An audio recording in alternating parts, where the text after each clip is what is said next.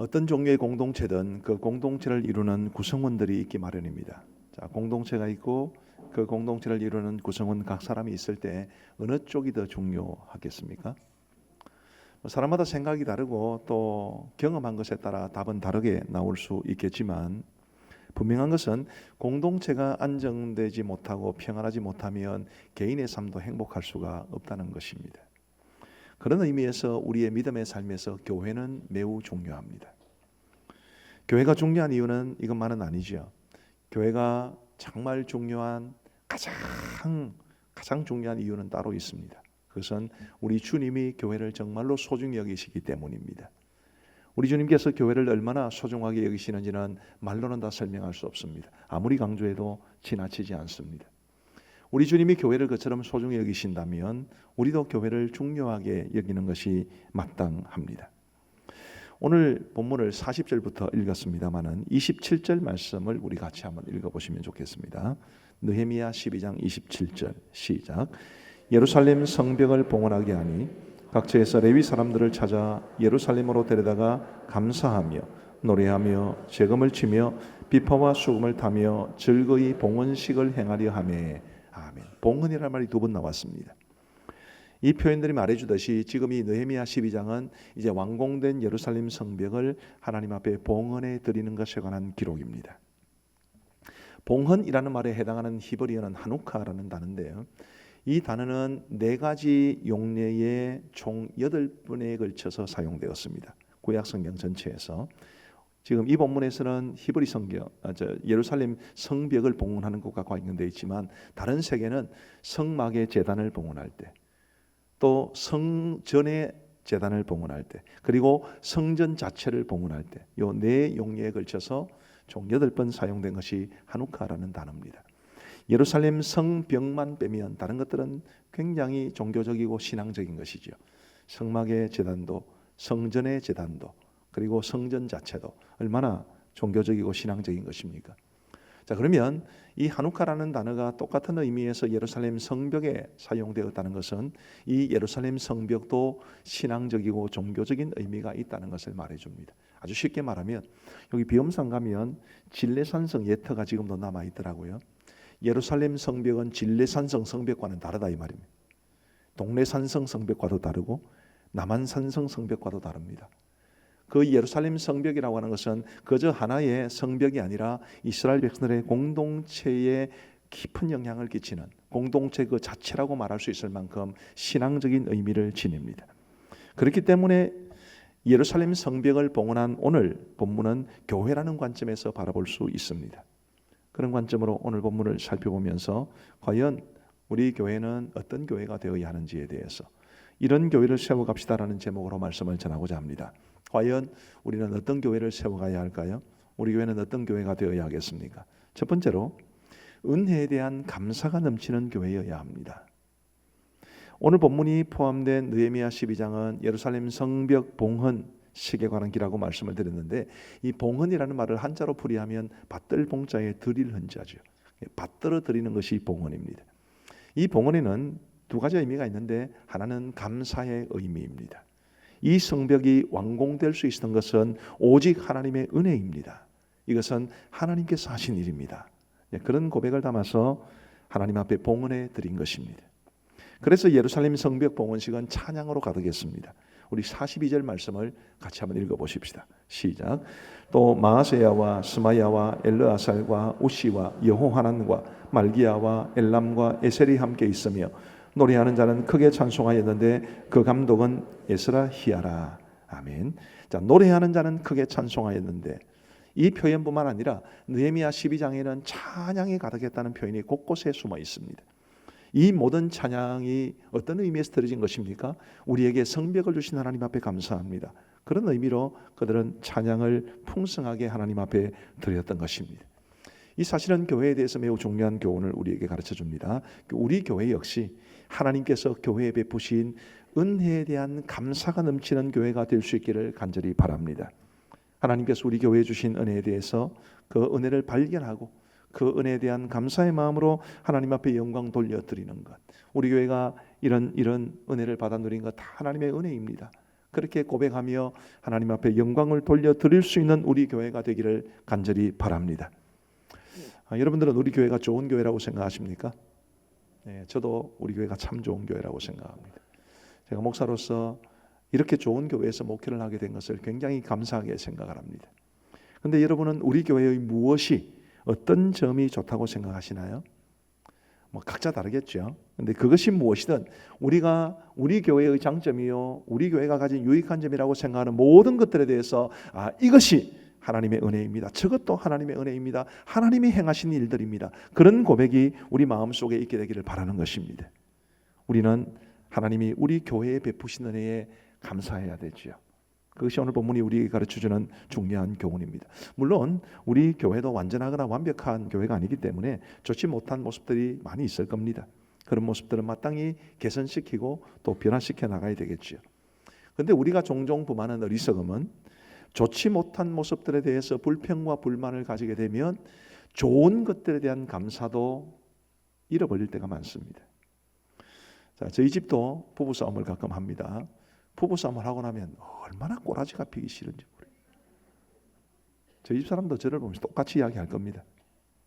그런데 굉장히 마음속에 참 부끄러움을 많이 느끼는 것이, 제가 세상에서 제일 사랑하는 사람이 그 사람이에요.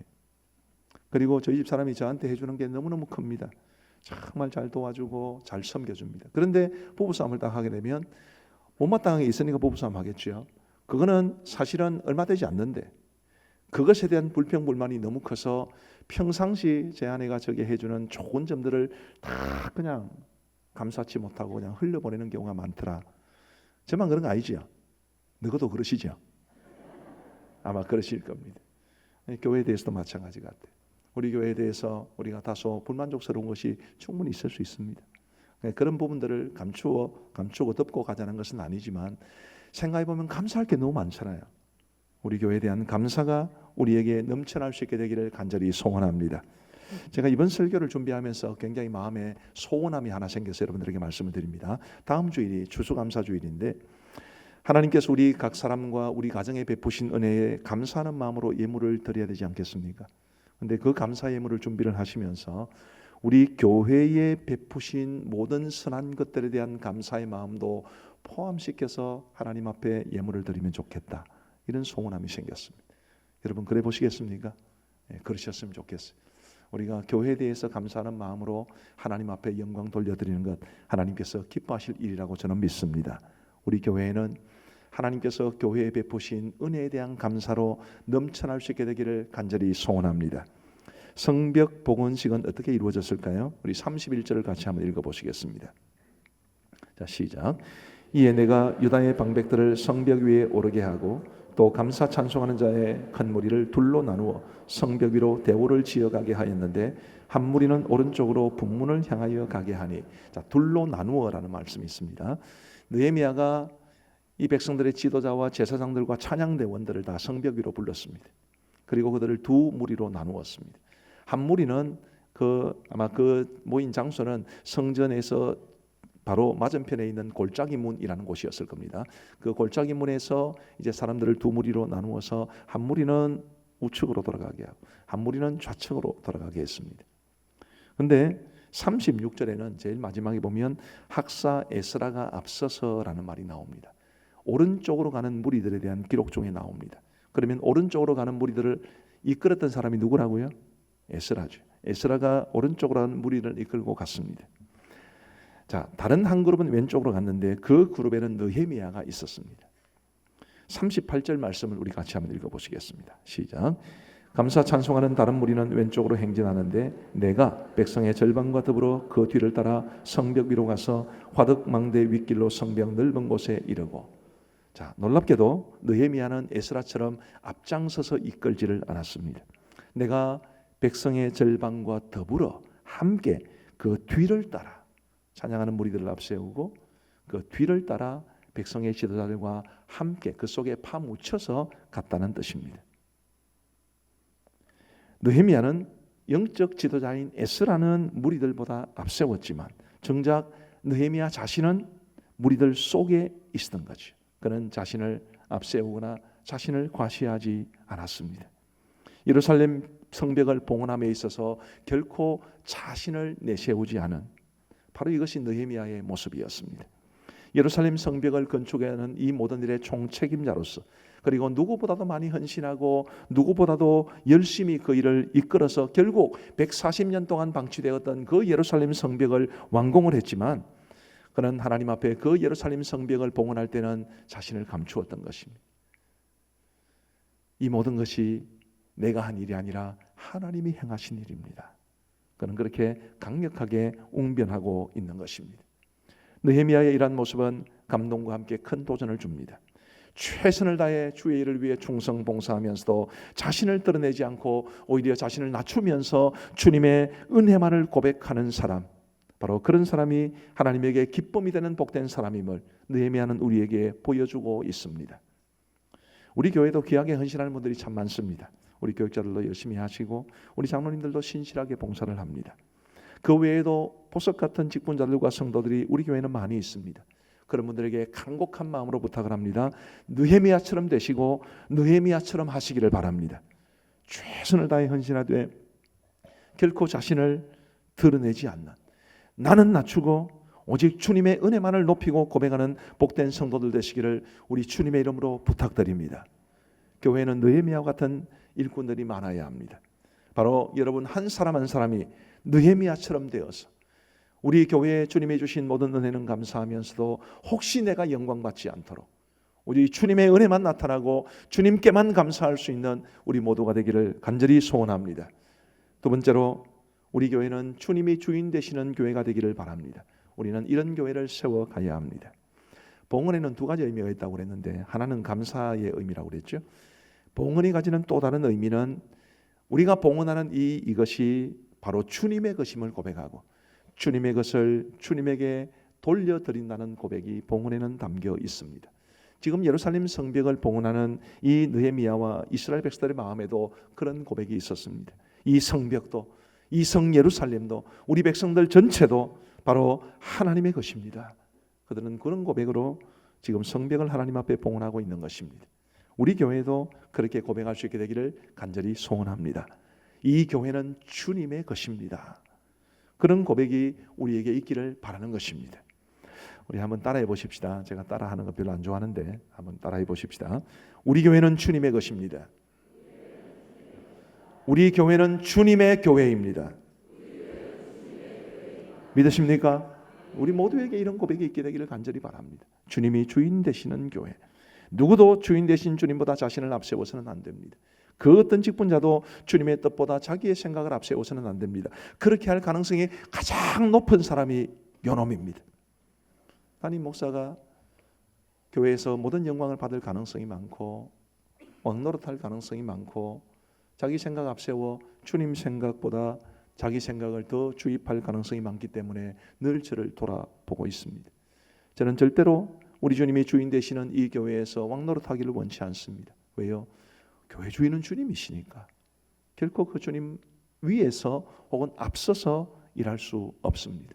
저뿐만이 아니라 이곳에 계신 모든 분들이 다 이런 마음으로 교회의 주인은 주님이심을 고백하며 우리 주님의 뜻을 이루어가고 주님의 다스리심에 순종할 수 있게 되기를 간절히 소원합니다.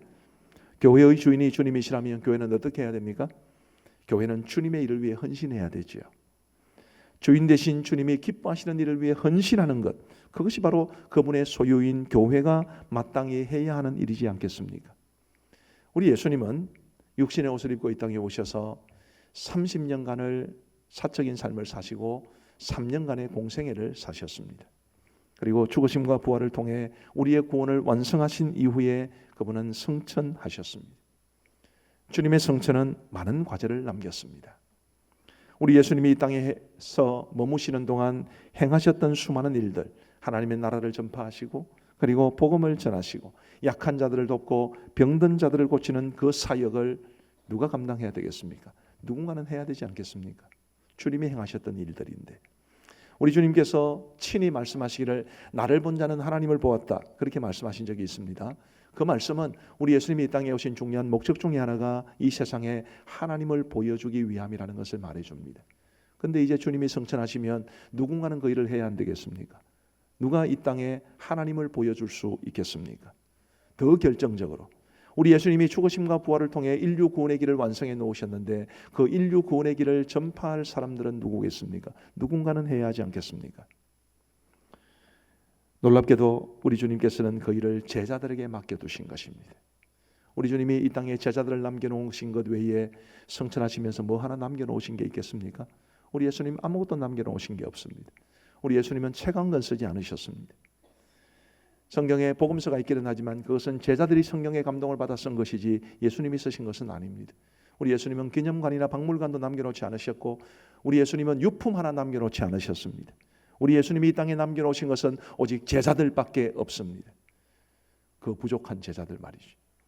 제자들이 그 시대 사람들의 기준으로 볼 때도 별로 훌륭한 사람이 아니었잖아요. 자격을 제대로 갖추지 못한 사람들이었습니다. 인격적인 성품적인 면에서도 그랬습니다.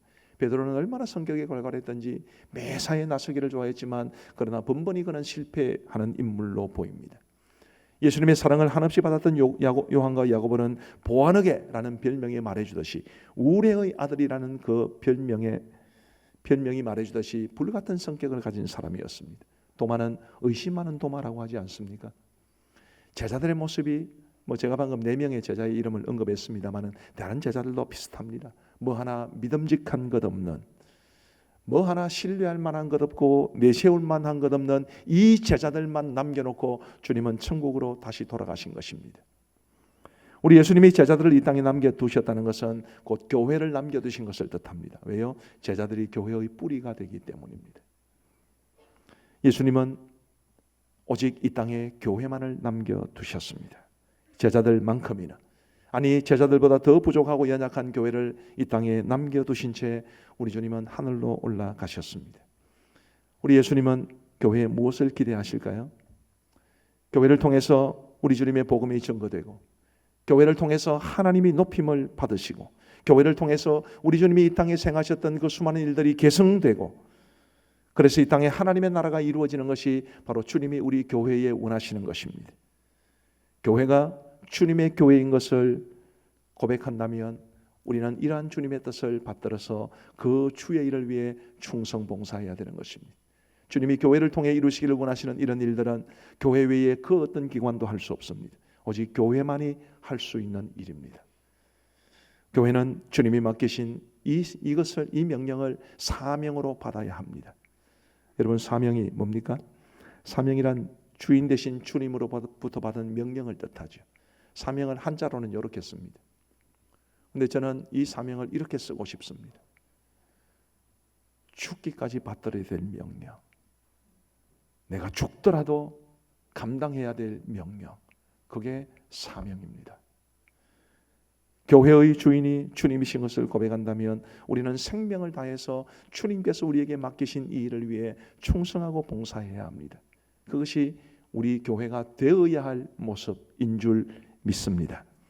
세 번째로 우리는 어떤 교회를 세워가야 합니까? 신앙과 삶이 일치되는 교회입니다. 성전 봉헌식을 하면서 무리들이 어떻게 성벽일을 행진했는지를 다시 한번 생각해 보십시다.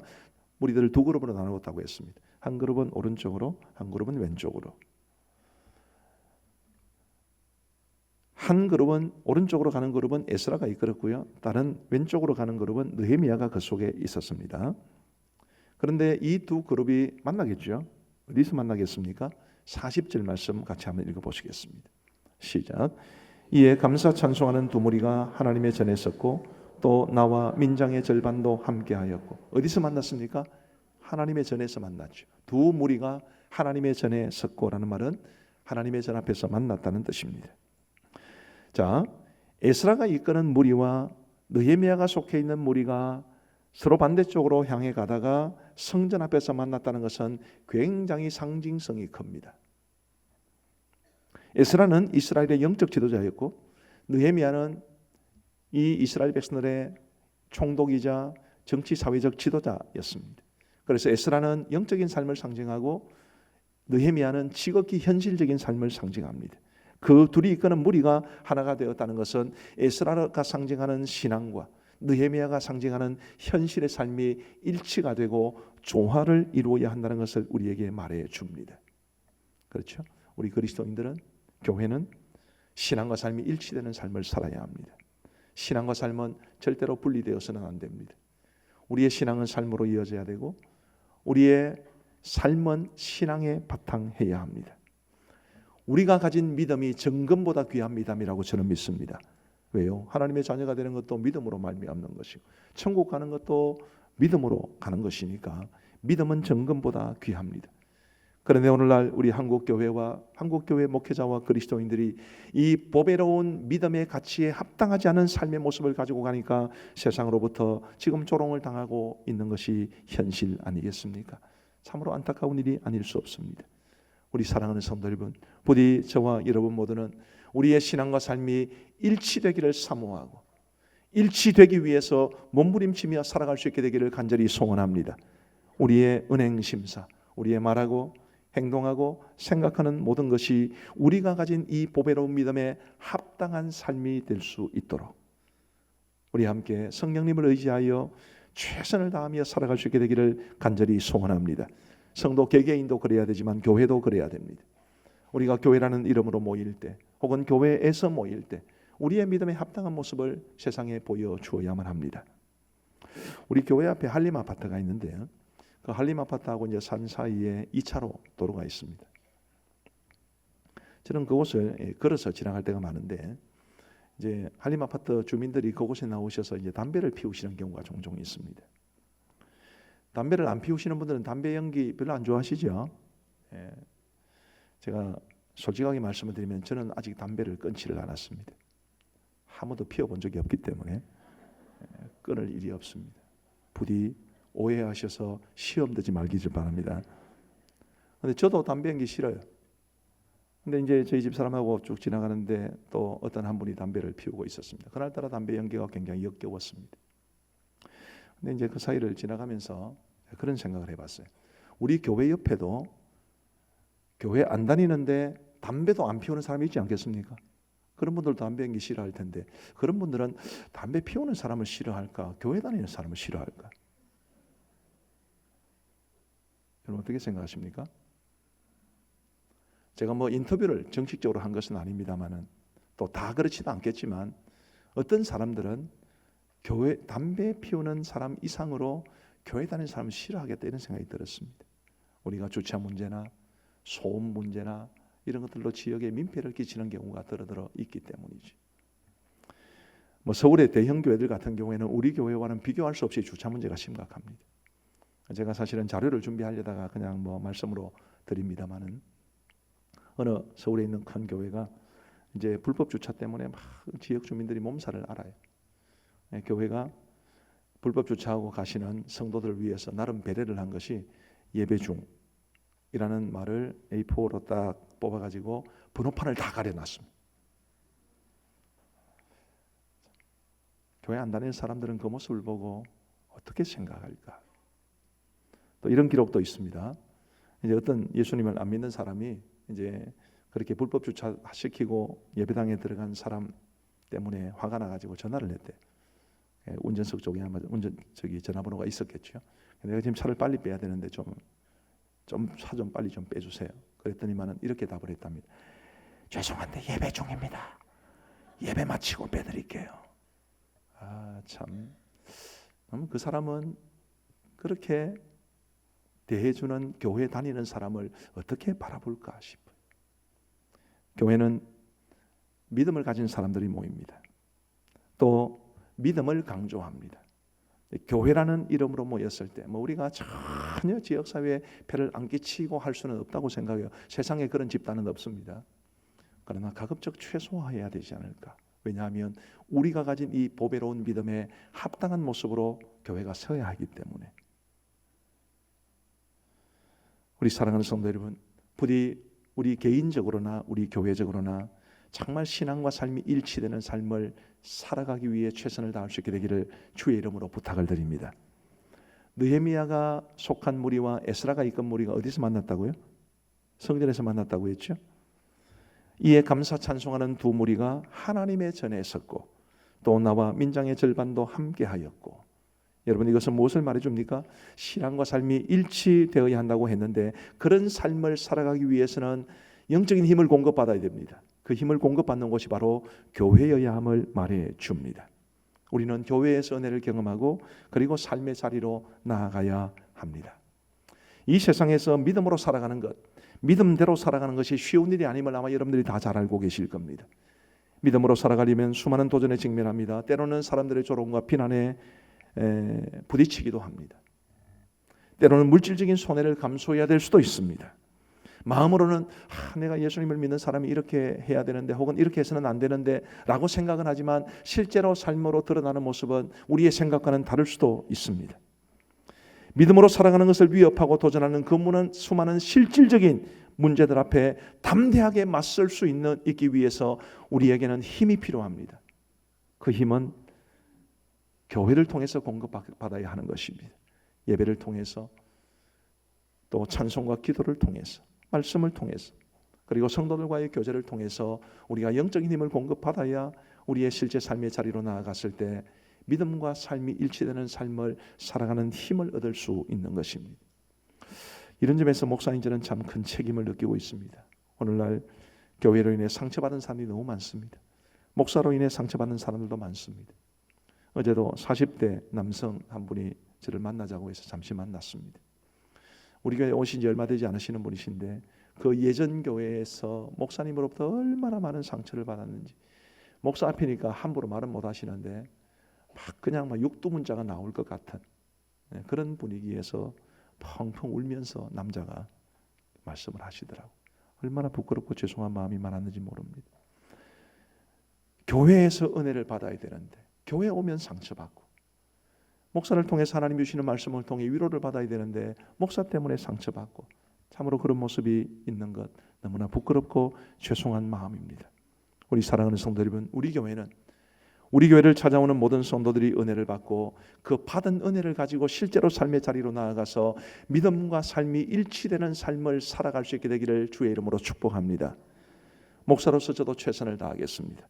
우리 교육자들도 최선을 다해 주시고 우리 장로님들도 장립집사님들도 권사님들도 우리 목자들도 교사들도 찬양대원들도 찬양팀도 그리고 방송부도 그리고 모든 안내하시는 분들 모든 교회에서 섬기시는 분들이 성도들이 은혜를 받는 일에 최선을 다해 주셔서 누구든지 우리 교회에 한번 발을 들여놓으시면 풍성한 은혜를 받고 그 은혜에서 나오는 영적인 힘으로 이 세상에서 믿음과 삶이 일치되는 삶을 살아가기 위해 최선을 다할 수 있게 되기를 주의 이름으로 축복합니다. 우리 본문 43절을 같이 한번 읽어보시겠습니다. 이제 말씀을 마무리해야 될 때가 되었습니다. 같이 읽겠습니다. 시작. 이날에 무리가 큰 제사를 드리고 심히 즐거워하였으니 이는 하나님이 크게 즐거워하게 하셨습니다.